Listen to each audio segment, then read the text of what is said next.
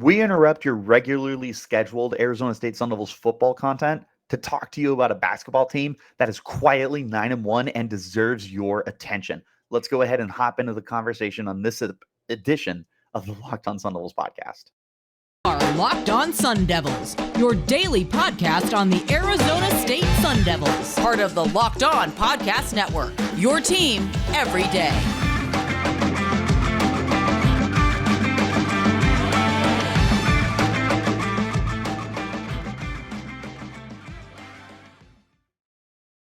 Hello, all you crazy Sun Devil fans, and welcome to the Locked On Sun Devils podcast, part of the Locked On Podcast Network, your team every day. My name is Richie Bradshaw, and I will be your guide for everything Arizona State Sun Devils. Thank you all so much, as always, for making us your first listen of the day. Remember, you can get this podcast wherever you're getting podcasts, including YouTube, if you want to check us out on a visual platform. But, of course, wherever you're getting them, hit like and subscribe and turn on those notifications so you get an update whenever we post new content. Stay in touch with that content by following me on Twitter. You can find me at RichieBrads36, and you can find the podcast while you're there as well at LO_Sun Devils. Let's hop into today's conversation talking about the Sun Devils basketball team, which needs your entire attention right now because they are playing some damn good basketball. Arizona State, not known as a basketball school compared to the team down south, is 9-1 this year. Not only are they 9-1, they are 2-0 in conference play, and they are first place in the Pac-12. That's right. First place. First place in the Pac-12, undefeated in conference play, 9-1 on the year. Could be a undefeated 10-0 team, if not for a very sloppy overtime loss against Texas Southern in the third game of the year. Nonetheless, This is a very, very good basketball team. And that's what we're here to talk about today is while all the madness has been going on with Arizona State Sun Devils football, with Kenny Dillingham coming to town and all the transfers and all the recruits, which we'll be talking about on tomorrow's edition of the podcast. So make sure that you stay tuned for that. The basketball team is just quietly winning games with dominant defense and optimistic scoring. Now, the scoring is not anything that is blowing you out of the water. Arizona State is averaging 71.8 points per game, which, believe it or not, is like outside of the top 150 or something like that. But get this.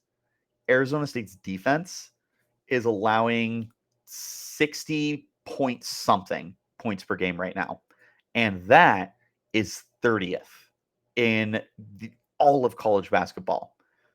30th, 60.1 points per game. 30th. There are hundreds of basketball teams in the entire NCAA. Hundreds. You are 30th in points per game. That is absurd to me. That is absolutely absurd that your defense has been that good. And not only that, but check this out. Arizona State is fifth in field goal percentage, allowing just 34.559% of shots to be made on them. Additionally, their three-point defense is, I got to double check, sixth with 24.4%. You can't shoot on this team. The only reason that some of these games have been close, honestly, sometimes it feels like luck. An example, I guess, against SMU on Wednesday night. SMU, one of the worst three-point shooting teams in the league, was actually able to have pretty decent success shooting deep. If I remember correctly, and by remember correctly, I mean I'm looking it up, they were shooting 37.5% from deep. Considering Arizona State is allowing just 24.4%, and prior to that, SMU was not a good deep shooting team, that feels more like luck than anything else, with no offense to the SMU guys. These guys are just playing super smart assignment basketball right now, and it needs to be talked about. This is basically a brand new team. Keep that in mind. Compared to last year, Marion Jackson is gone. Kamani Lawrence is gone. You had several guys enter the transfer portal. Jalen Graham was one of those guys who's no longer with the team. Marcus Bagley has only played 2 games this year, but that's a whole other situation that you guys should catch up on. This is a brand new team. From last year's team, DJ Horne is starting. Luther Muhammad and Alonzo Gaffney have large roles on the team. And then it's transfers and young guys that are stepping up and making plays. Frankie Collins being one of the most important additions that college basketball has seen this year. Transferring from Michigan, becoming the guy who runs the court for Arizona State, and not only a good shooter, but equally a good defender for the team. The Cambridge brothers, Devon and Desmond, have also been very important, very good players for you. Warren Washington, the big 7-foot tall forward for you, who's the closest thing to a center you have on the roster outside of Enoch Bache. He has been terrific defensively. This team is just not allowing anyone else an opportunity to put up points on them. They've been terrific in every facet that you can ask for defensively.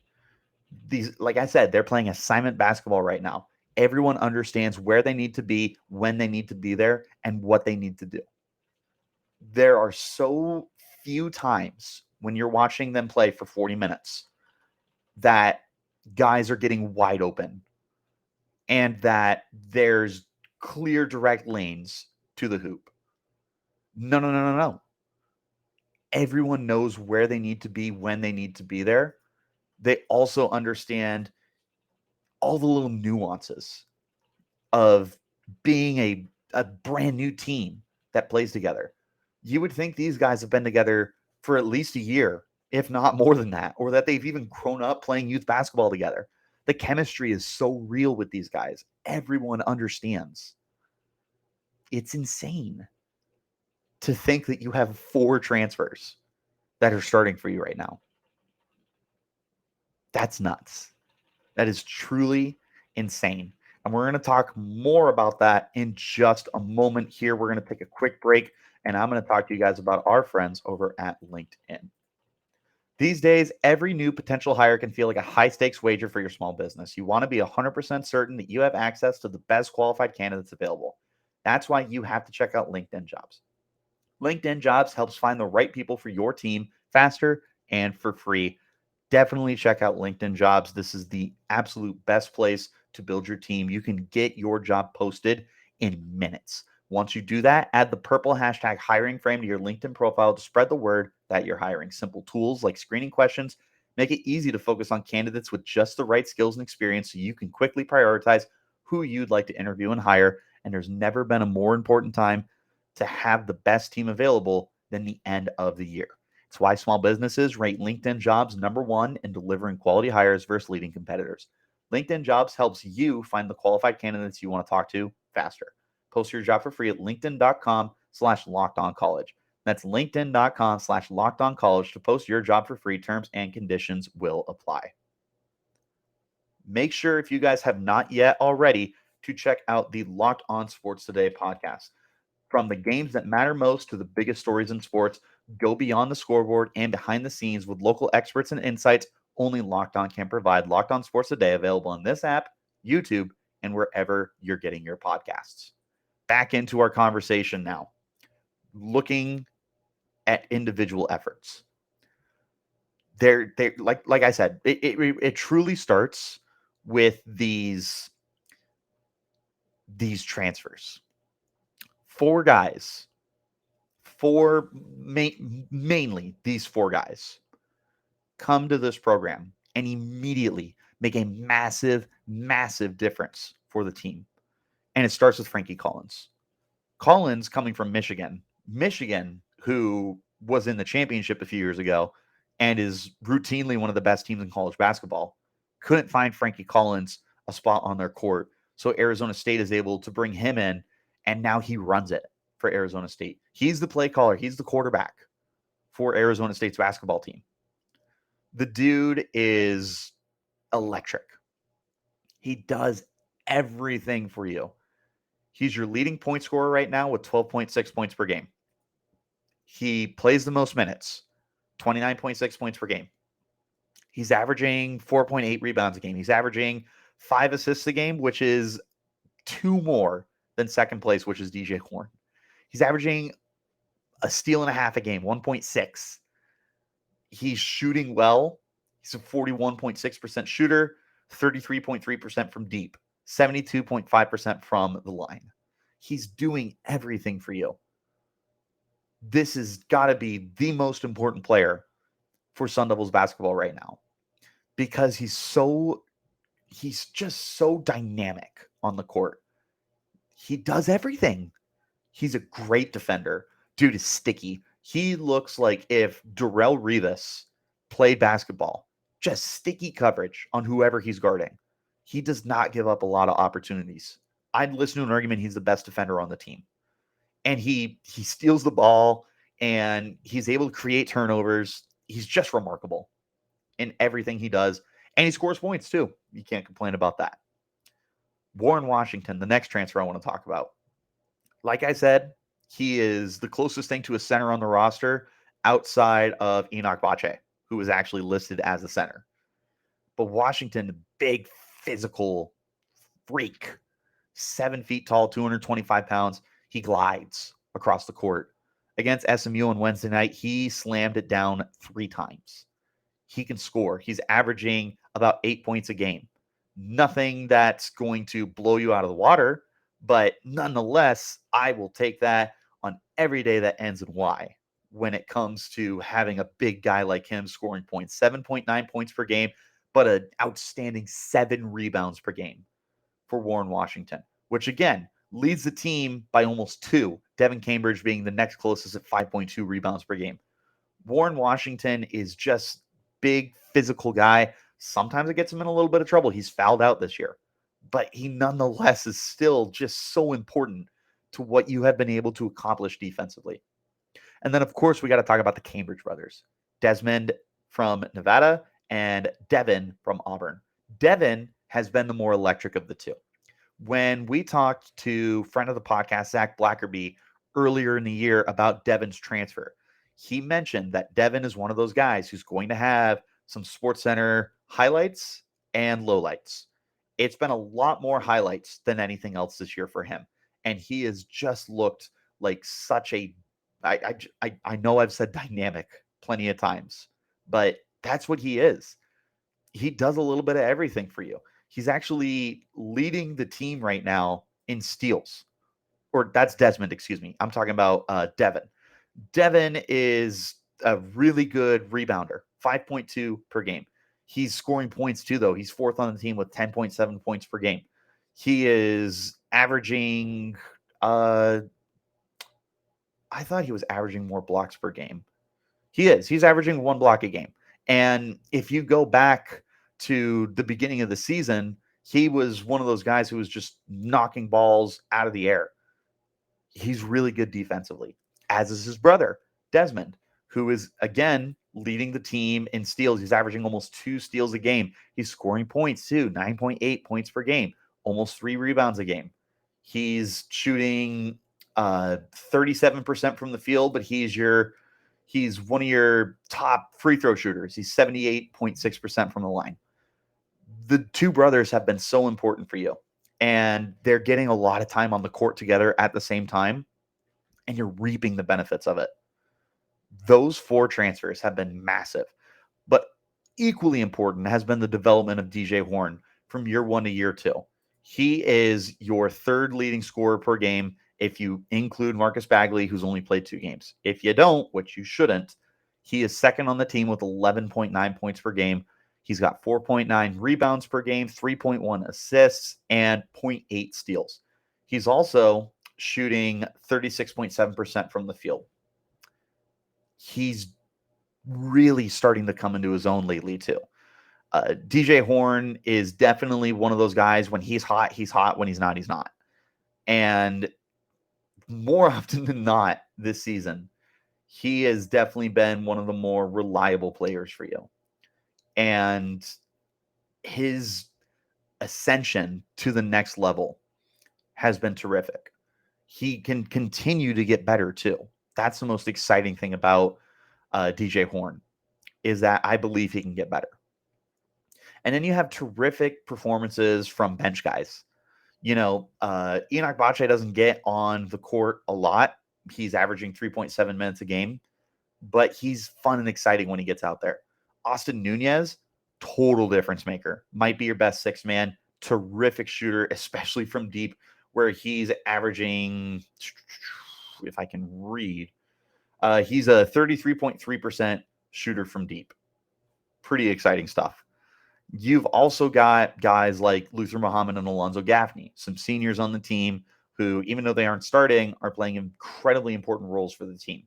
I know for Alonzo Gaffney, he's shooting 77.8% as a free throw shooter and 30.8% as a three-point shooter. Luther Muhammad is leading your team in free throw percentage at 89.5%. You're getting great performances from top to bottom on this team. Jamiya Neal, another guy who's been a really, really good guy off the bench for you. Everyone is stepping up and making plays for the team. It's not just one guy. And that's probably been the biggest key to success for the Sun Devils this year, is having so many different guys be able to step up for you. We're going to go ahead and wrap up this conversation in just a moment. Before we get that far, though, I want to talk to you guys about our friends over at BetOnline. BetOnline.net is your number one source for sports betting info, stats, news, and analysis. Get the latest odds and trends for every professional and amateur league out there. From football to basketball, soccer, and esports, we've got it all at BetOnline.net. And if you love sports podcasts, you can find those at BetOnline as well.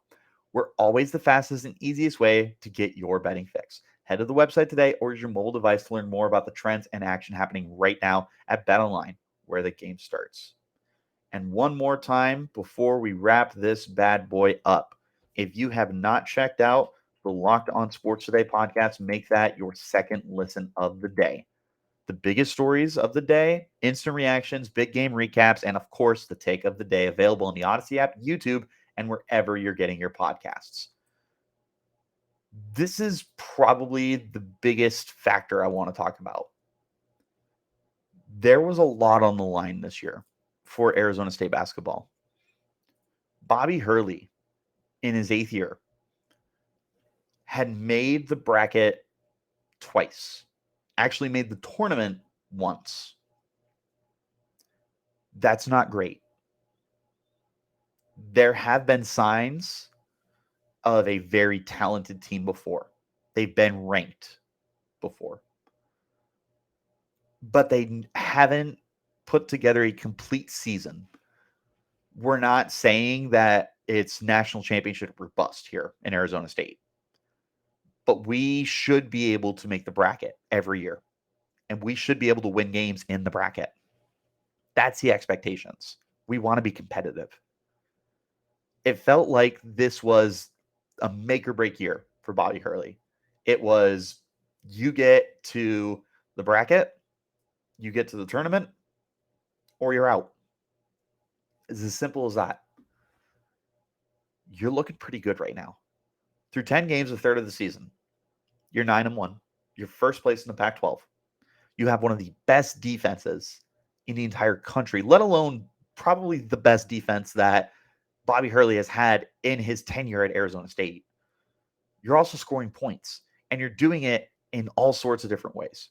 They're an optimistic team shooting deep with some of their snipers like Austin Nunez, but they're also just really, really good in the paint. They're doing all the little things right. It's adding up to wins. You could be 10-0 right now, if not for that sloppy overtime game against Texas Southern. Nonetheless, you're 9-1, 2-0 in conference. First place in the Pac-12. I would tell you he's probably exceeding expectations. He is certainly saving his job. And more than anything, he's making Arizona State Sun Devils basketball fun to watch. I actually look forward to these games coming on. Last year, I'm not going to lie, there were times it felt like a chore to watch Arizona State Sun Devils basketball. This year, I look forward to when these games come on That's not something that Sun Devil fans are used to. We're not a basketball school like University of Arizona is. Call a spade, as a famous Richie Bradshaw has said on this podcast many times. We're not a basketball school. This year, we certainly look like one. We look like a team that's determined. We look like a team that is playing for something of value, something that matters. It feels like we haven't had that out of Arizona State Sun Devils basketball in a long time. But yet here they are. These guys are playing like they have something to lose.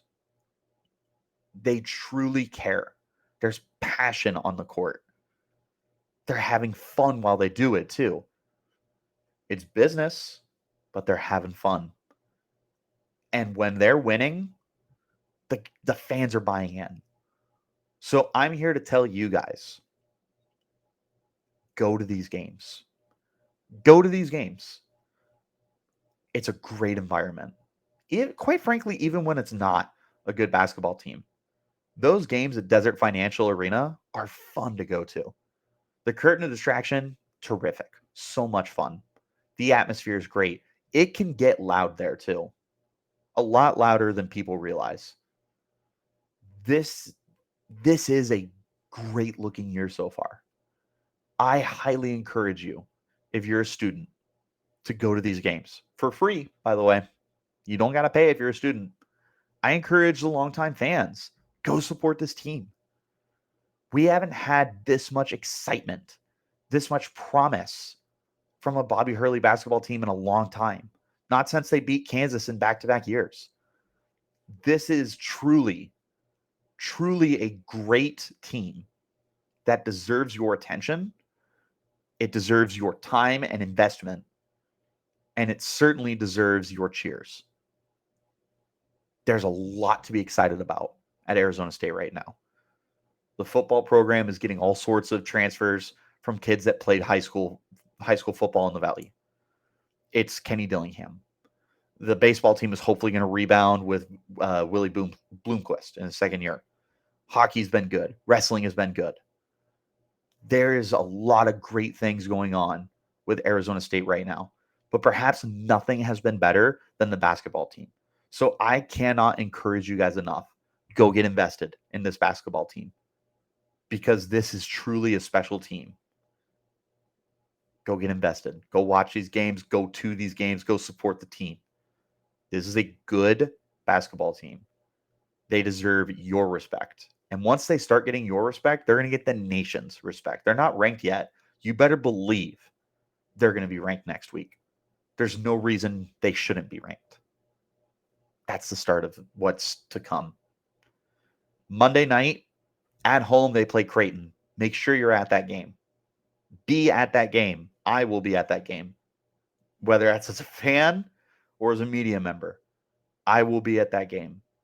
You guys need to be there too. Let's wrap this bad boy up. That's everything I got for you on this edition of the Locked on Sun Devils podcast. Don't worry. I will be covering all of the transfer portal news that's been going on with Arizona State Sun Devils football on tomorrow's podcast. So make sure that wherever you're getting your podcasts, you hit like and subscribe and turn on notifications so you get an update as soon as the episode drops. Until next time, guys, you keep it locked right here on Locked on Sun Devils.